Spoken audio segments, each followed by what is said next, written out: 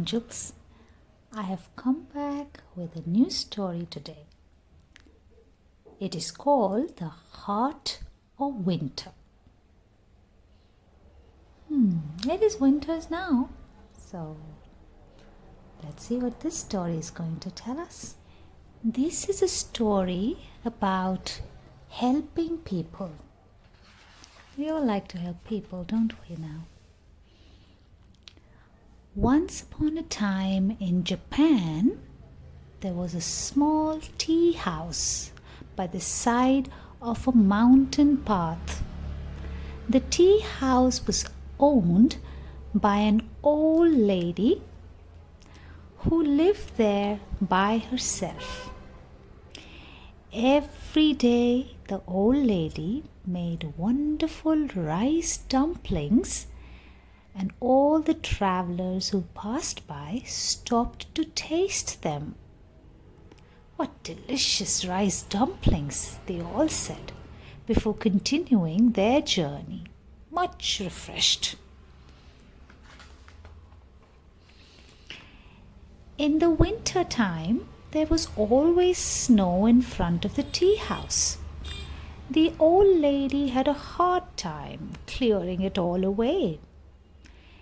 Every day she first had to remove the snow from around the shop and then make her rice dumplings and prepare tea ready for her customers.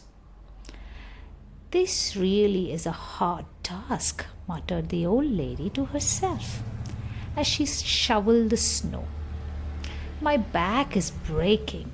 Oh, poor thing." One evening, the old lady was resting inside her tea house, exhausted after a hard day's work. She heard someone knocking at the front door. Who could be traveling past at this time of night? She wondered. She opened the door and a stranger stepped in. "Grandmother, I need some help. One of my children has been taken ill suddenly. She's really very weak, very sick. I need to find help for her." "Well, I'm afraid there aren't any doctors up here in the mountains," replied the old lady. "I don't know what to do," said the man. "She's the youngest of my 5 children and she's got a high fever. She's become very weak." "Have you given her any medicine yet?" asked the old lady. "No, we don't have any to give her," replied the anxious man. Hearing that, the old lady quickly fetched some homegrown herbal medicine and gave it to him. "You should boil this and make her drink it. That will bring down the fever and make her well again.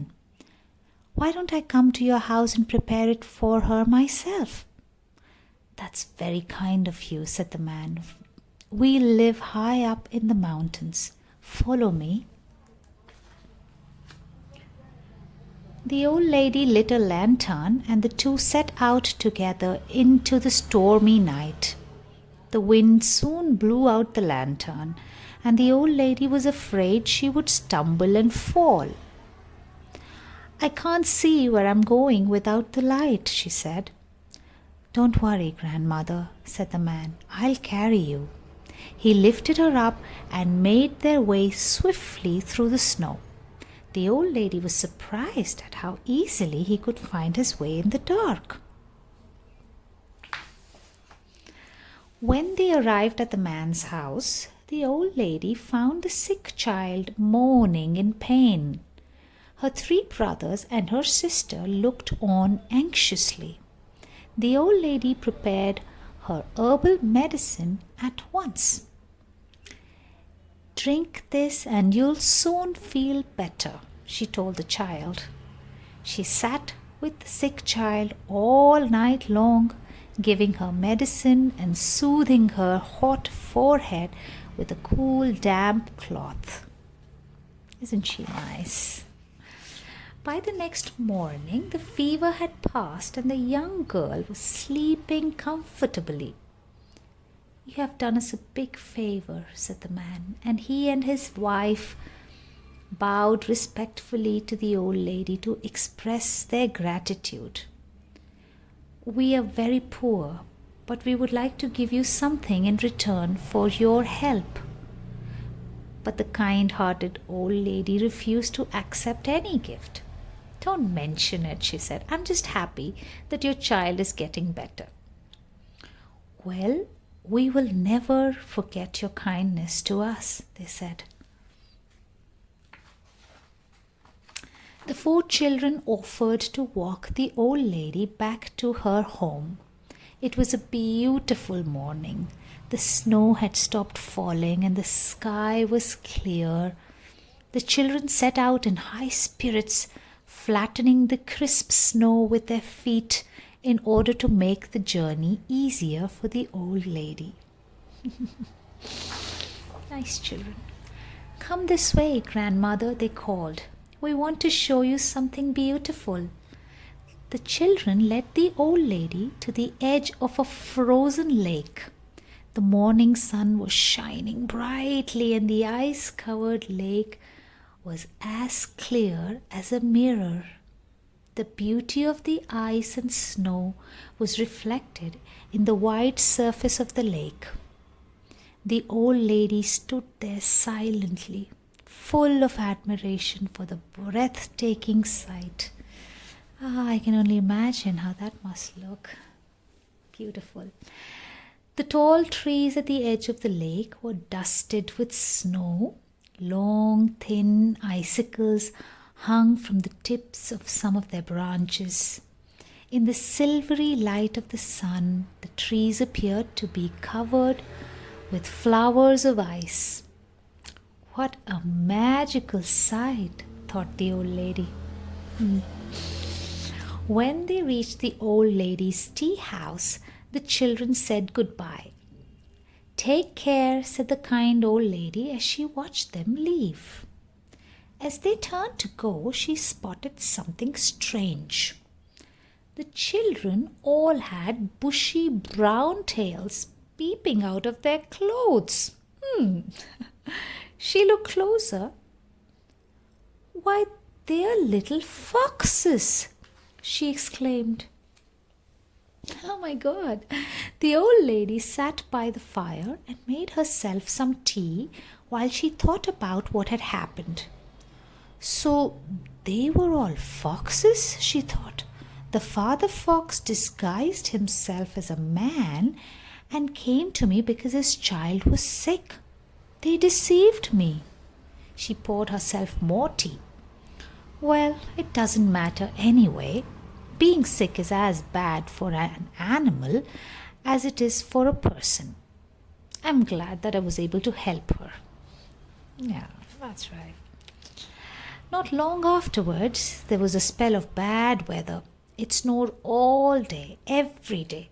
The old lady's tea house was almost buried under the snow, and there was too much of it for her to clear away herself.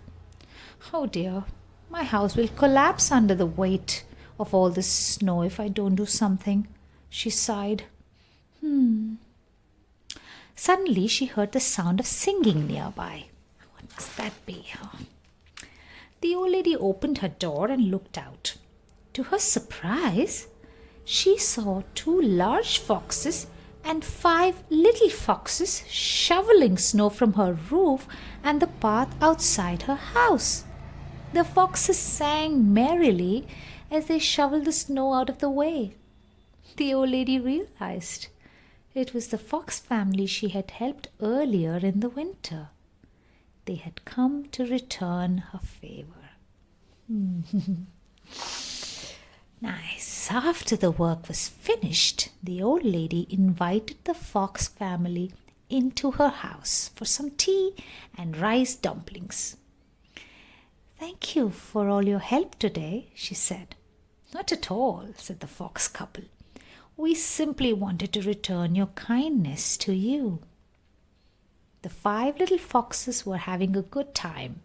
Your rice dumplings are delicious, they told her mischievously. We'll always be pleased to come and clear your snow. The fire in the stove burned brightly. The old lady poured more tea and sighed contentedly. She was happy to have them as company. And there she's saying bye-bye to all of them. What a lovely story. I hope you enjoy it as much as I did.